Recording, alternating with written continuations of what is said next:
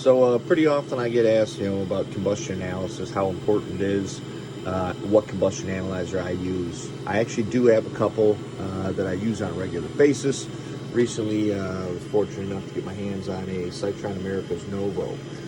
So anywho, hopped in here on this NHB. It's actually in my garage, just going to an air handler. All my usual components, right?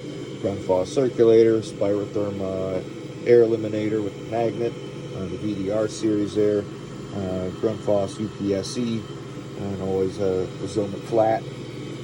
But so I've actually already got my unit locked in, pulled my combustion port out. I'm going to go ahead and back into this here.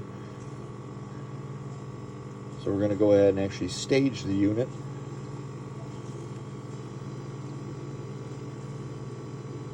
And I want to be locked in on max 1 there. So we're going to give it a moment. As well, whenever you're getting locked in on your minimum or your maximum firing rate, you actually have to have flow that actually correlates with that as well. So if I was in minimum fire, I need to be 1.4 gallons to maybe 0.6. And high fire, I need to be something above 4 GPM, which luckily enough, we're able to go ahead and actually maybe throttle our valve up and down here to go ahead and really accommodate that flow.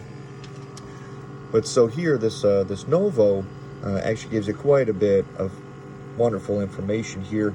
Your actual flue gas temp, gas pressure as well, which is pretty unique to this. So it actually just has a manometer built in. You go ahead and you connect that over to your gas valve. You're able to read that in real time rather than pulling out 2 separate components to go ahead and use this kind of diagnostic equipment. So as we go ahead and we continue on here, any one of your combustion analysis, you need to have the unit running for long enough for it to actually hit its dew point and actually condense. So if you were to start this up right when the unit actually fired, you would get a couple of improper readings. Any one of these devices like this for diagnostic equipment, you always want to start up outside of any building that you're going to enter.